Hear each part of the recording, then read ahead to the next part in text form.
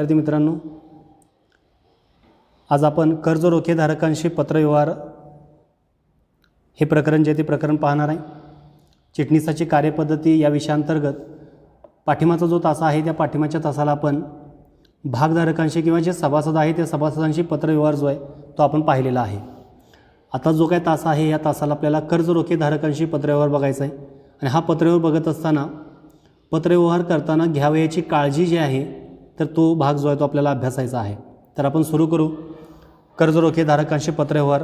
आता कर्ज रोखेधारकांशी पत्रव्यवहार हे आपण बघत असताना तर कर्ज रोखेधारक म्हणजे कोण असतात, तर कर्ज रोखेधारक हे जे काही व्यवसाय संस्था आहे ते व्यवसाय संस्थेचे कोण असणार आहेत, धनको असणार आहेत। म्हणजे कर्जाऊ जे भांडवल आहे हे कर्जाऊ भांडवलाची गरज पूर्ण करण्यासाठी आपण काय करतो आहे, तर ह्या ज्या धनकोंच्याकडून आपण जे काही पैसे आहेत किंवा भांडवल जे आहेत हे भांडवलाची उभारणी करत असतो आहे। आणि भाग भांडवलाचा विचार आपण जर केला तर भाग भांडवल म्हणजे काय, तर जे काही कंपनी आहे त्या कंपनीच्या स्वतःचं असणारं जे काही भांडवल आहे त्या भांडवलाला आपण काय म्हणतो आहे, भाग भांडवल असं म्हणतो आहे।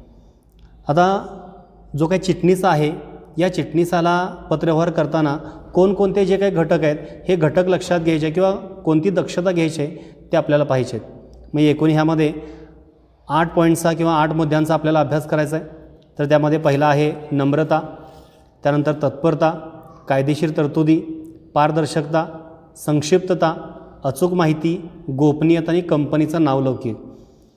पाठीमागच्या जे काही प्रकरण आहे त्या प्रकरणाचा अभ्यास करत असताना यातले बरेचसे जे काही घटक आहेत ते घटक आपण अभ्यासलेले आहेत। म्हणजे जो चिटणीस असेल तर त्या चिटणीसाला आपले जे काही सभासद असतील किंवा कर्ज रोखेधारक असतील किंवा ठेवीधारक असतील तर या तिन्ही घटकांना पत्रव्यवहार करावा लागतो। आणि हे पत्रव्यवहार करत असताना हे जे सर्व जे घटक आहेत हे घटक लक्षात घेणं त्यामध्ये आवश्यक असतं। तर त्यातला पहिला घटक आपण बघूया, तर पहिला घटक आहे नम्रता। म्हणजे कर्ज रोखेधारक आहे त्या कर्ज रोखेधारकांशी पत्रव्यवहार ज्यावेळी करणार आहे तर तो पत्रव्यवहार करत असताना चिटणीसाने आदर राखणं आवश्यक आहे। जी काही भाषा जी आहे ही भाषा कशी वापरायची, नम्र भाषा वापरायची आहे। म्हणजे अशा रीतीने पत्रव्यवहारामध्ये नम्र भाषेचा वापर करावा, कठोर, असभ्य आणि उद्धट भाषा जी आहे ते ह्यामध्ये टाळावी। मी पहिला घटक आपण बघत असताना जे कर्ज रोखेधारक आहेत तर त्या कर्ज रोखेधारकांशी पत्रव्यवहार करत असताना त्या पत्रव्यवहाराची भाषा कशी असणं आवश्यक आहे, नम्र भाषेमध्ये तो पत्रव्यवहार करायचा आहे, आदरयुक्त भाव त्यामध्ये सादर करायचा आहे आणि कुठलीही असभ्य किंवा उद्धट भाषा जे ही त्यामध्ये टाळायची आहे। त्यानंतर दुसरा घटक आहे तत्परता।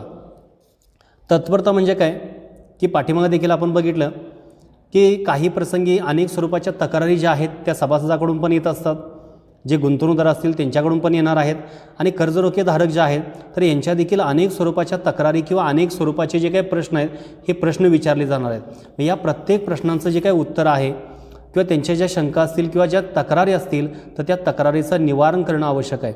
आणि हे निवारण कसं करायचं आहे, तर इमिडिएटली किंवा तत्पर हे निवारण करायचं आहे।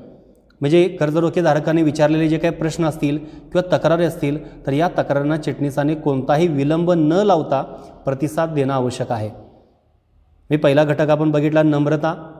जे काही पत्रव्यवहार करायचं आहे ती नम्र भाषा वापरायची आहे, आदर होईल अशा भाषेचा वापर त्यामध्ये करायचा आहे। कुठल्याही स्वरूपामध्ये कठोर, असभ्य किंवा उद्धट भाषा जी आहे त्यामध्ये टाळायची आहे। आणि दुसरा आहे तत्परता। आणि ही तत्परता आपण बघत असताना जी शंका असेल किंवा जे प्रश्न त्यांनी विचारलेले आहेत, ज्या तक्रारी त्यांनी मांडलेले आहेत तर त्या तक्रारीचं उत्तर जे आहे कोणताही विलंब न लावता देणं आवश्यक आहे। त्यानंतर तिसरा आहे कायदेशीर तरतुदी। तिसरा घटक आहे कायदेशीर तरतुदी। आता कंपनीची जी काही स्थापना आहे ही स्थापना होत असताना कोणत्या कायद्याने होते, संयुक्त भांडवली संस्था, तर कंपनी कायदा 2013। म्हणजे जो काही चिटणीस आहे त्या चिटणीसानं पत्रव्यवहार करत असताना कंपनी कायदा 2013मधील कायदेशीर तरतुदींचे आणि इतर संबंधित नियमांचं पालन करणं आवश्यक आहे। सभासदांच्या बाबतीमध्ये देखील तोच भाग आपण पाहिलेला आहे। सेबीची पण काही नियमावली त्यामध्ये आपण लक्षात घेतले होते। तर तसं कर्ज रोखेधारक आहेत तर त्या कर्ज रोखेधारकांशी पत्रव्यवहार करत असताना कंपनी कायदा 2013मधील कायदेशीर तरतुदींचे आणि इतर संबंधित नियमांचे पालन करणं आवश्यक आहे। जे कर्ज रोखे आहेत तर त्या कर्ज रोख्यांच्या संदर्भामध्ये असणारे विविध स्वरूपाचे जे नियम आहेत तर त्या नियमांचं पालन करून त्यांच्याशी पत्रव्यवहार करणं आवश्यक आहे। त्यानंतर चौथा आहे पारदर्शकता। आता पारदर्शकता म्हणजे काय, तर कर्ज रोखेधारकांबरोबर पत्रव्यवहार करताना चिटणीसाने कंपनी कायदा 2013मधील तरतुदींचं पालन देखील केलेलं आहे। पण आता हे पालन करत असताना त्यामध्ये जास्तीत जास्त पारदर्शकता राखणं आवश्यक आहे। जो काय पत्रव्यवहार करायचा आहे, हा पत्रव्यवहार करत असताना जी माहिती दिली जाणार आहे ही सर्व माहिती कशी असणं आवश्यक आहे, तर ती सर्व माहिती सत्य असणं आवश्यक आहे, सर्व माहिती अचूक असणं आवश्यक आहे. म्हणजे चुकीची किंवा कोणतीही खोटी माहिती जी आहे ही माहिती त्यामध्ये सादर करायची नाही. ज्या काही त्यांनी शंका विचारलेल्या आहेत तर त्या शंकेचं आपण उत्तर देत असताना तत्परता त्यामध्ये जितकी महत्त्वाची आहे तितकीच महत्त्वाचं आहे ही पारदर्शकता.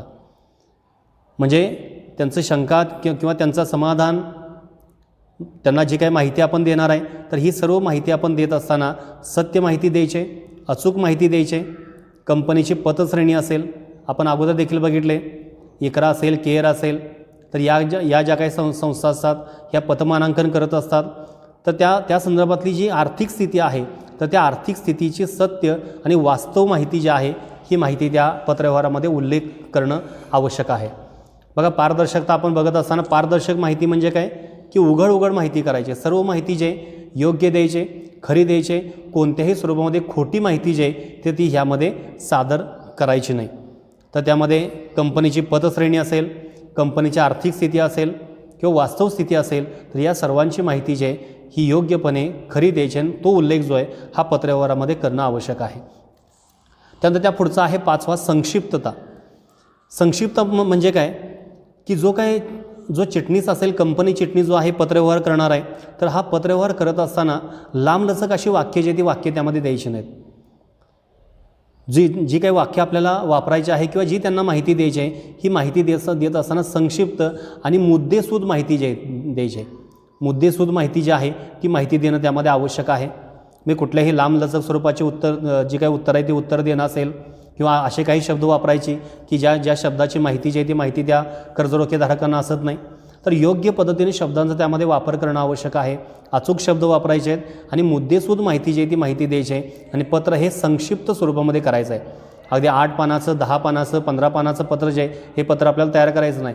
पत्र तयार करत असताना आपल्याला जी माहिती त्यांना द्यायची आहे ही माहिती सर्व कायदेशीर, पारदर्शक, त्याचबरोबर संक्षिप्त स्वरूपाची माहिती द्यायची आहे. कोणत्याही स्वरूपामध्ये अनावश्यक माहिती जी आहे ही माहिती त्यामध्ये द्यायची नाही. म्हणजे या अनावश्यक स्वरूपाची माहिती जी आहे ही त्यामध्ये टाळणं आवश्यक आहे. ही महत्त्वाची दक्षता जी आहे ही दक्षता त्या ठिकाणी जो काही चिटणीस असेल या चिटणीसानं घेणं आवश्यक आहे. त्यानंतर त्या पुढचा आहे 6वा जो काय पॉईंट आहे तो आहे अचूक माहिती. आपण पारदर्शकता देखील बघितलेली आहे. आता आपल्याला बघायचं आहे अचूक माहिती. आता अचूक माहिती म्हणजे काय की चिटणीसानं पत्रामध्ये जी काय माहिती द्यायची आहे ही सर्व माहिती अचूक तर द्यायचीच आहे, पण त्याचबरोबर अद्ययावत माहिती द्यायची आहे. माहितीत वास्तवता व सत्यता असावी, त्यामुळे कर्जरोखेधारकांची दिशाभूल होणार नाही. म्हणजे जी माहिती दिली जाणार आहे ही माहिती कशी असावी, तर ही सर्वच्या सर्व माहिती जी आहे ही अचूक असणं आवश्यक आहे, अद्ययावत असणं आवश्यक आहे आणि त्या माहितीमध्ये वास्तवता आणि सत्यता जी आहे ही त्यामध्ये असणं आवश्यक आहे, की ज्यामुळं जे काही कर्जरोखेधारक आहे त्या कर्जरोखेधारकांना नेमकी माहिती मिळेल आणि त्यांची कोणत्याही स्वरूपामध्ये दिशाभूल होणार नाही या स्वरूपाची माहिती जी आहे ही त्या ठिकाणी चिटणीसानं कर्जरोखेधारकांना देणं आवश्यक आहे. त्यानंतर 7वा आहे गोपनीयता, कॉन्फिडेन्शियल आपण ज्याला म्हणतोय. सभासदांशी पत्रव्यवहार करत असताना देखील काही गोपनीयता राखणं आवश्यक होतं. तशी जी काही गोपनीयता आहे हे कर्जरोखेधारकांशी पत्रव्यवहार करताना देखील राखणं आवश्यक आहे. म्हणजे कर्जरोखेधारकांशी पत्रव्यवहार करत असताना चिटणीसाने गोपनीयता राखण्याचा प्रयत्न केला पाहिजे. संचालक मंडळाने घेतलेले जे महत्त्वाचे निर्णय जे आहेत हे निर्णय गोपनीय ठेवणं आवश्यक आहे. असे काही निर्णय असतात की जे संस्थेच्या हितासाठी असतात. समजा काही गोपनीय माहिती जी आहे ती जर उघड जर झाली तर अशावेळी संस्थेला तोटा होण्याची शक्यता असते. शेअर जे काय मार्केट असेल त्यामध्ये देखील तोटा होण्याची शक्यता असते. त्यामुळे अशा स्वरूपामध्ये ज्या गोपनीय माहिती असतील ह्या गोपनीय माहिती कर्जरोखेधारकांशी म्हणजे त्या पत्राच्याद्वारे न देण्याचा प्रयत्न जो तो प्रयत्न त्यामध्ये करायचा आहे किंवा ती गोपनीय ठेवणं आवश्यक आहे. त्याचबरोबर कंपनी संबंधित इतर देखील माहिती जी आहे ही माहिती त्यामध्ये उघड करू नये. म्हणजे गोपनीयता आवश्यक आहे, अचूक माहिती असेल, संक्षिप्तता आणि जी काही व्यवसाय संस्था आहे तर त्या व्यवसाय संस्थेसाठी सगळ्यात महत्त्वाचा घटक जो आहे हा आहे कंपनीचा नावलौकिक, प्रतिष्ठा असेल, गुडविल आपण ज्याला म्हणू शकतो आहे. तर कंपनीचा नावलौकिक म्हणजे काय की कंपनीची प्रतिमा.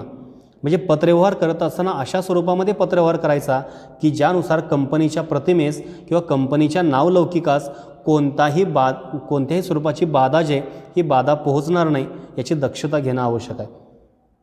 मी पत्रव्यवहार करत असताना अचूक माहिती द्यायचे, योग्य माहिती द्यायचे, मुद्देसूद स्वरूपाची माहिती द्यायचे, माहिती द्यायचं असताना संक्षिप्त माहिती द्यायची आहे, अशा स्वरूपामध्ये पत्रव्यवहार करायचा आहे की ज्याद्वारे कंपनी कायदा 2013 किंवा इतर जे काही नियमावली सांगितलेत तर त्या नियमांचं पालन होईल. आणि या सर्व गोष्टींचा विचार करत असताना अयोग्य भाषेचा वापर करणं पूर्णपणे टाळणं त्यामध्ये आवश्यक आहे. आणि असा पत्रव्यवहार करायचा आहे की ज्यानुसार कंपनीच्या प्रतिमेस किंवा कंपनीच्या नावलौकिकास कोणत्याही स्वरूपाची बाधा येणार नाही याची दक्षता घेणं आवश्यक आहे. बघा, आज आपण बघत असताना यामधले पत्रव्यवहार करताना घ्यायची काळजी जी आहे ती काळजी आपण पाहिलेली 8 घटकांचा आपण अभ्यास केला. त्यामध्ये नम्रता, तत्परता, कायदेशीर तरतुदी, पारदर्शकता, संक्षिप्तता, अचूक माहिती, गोपनीयता आणि कंपनीचा नावलौकिक हे जे काही घटक आहेत ते घटक आपण पाहिलेले आहेत. पुढचा जो काय तास असेल तर त्या पुढच्या तासापासून आपल्याला काय करायचं आहे तर प्रत्यक्षात पत्रव्यवहार जो आहे तो पत्रव्यवहार करायचा आहे. आता जे कर्जरोखेधारक आहे त्या कर्जरोखेधारकांशी जर पत्रव्यवहार जर करायचा असेल तर कोणकोणत्या प्रसंगासाठी पत्रव्यवहार करावा लागतो तर त्यामध्ये आहे कर्जरोख्यांचं वाटप, कर्जरोख्यांच्या वाटपाच्या वेळी पत्रव्यवहार करावा लागणार आहे. त्यांना व्याज द्यायचं आहे, कारण जे कर्जरोखेधारक आहे त्यांनी जी काही गुंतवणूक केलेली आहे तर त्या गुंतवणुकीचा मोबदला त्यांना कसा मिळणार आहे तर त्या व्याजाच्या स्वरूपात मिळणार आहे. आणि हे व्याज कसं दिलं जाणार आहे, एकतर अधिपत्राद्वारे किंवा इलेक्ट्रॉनिक पद्धतीनं.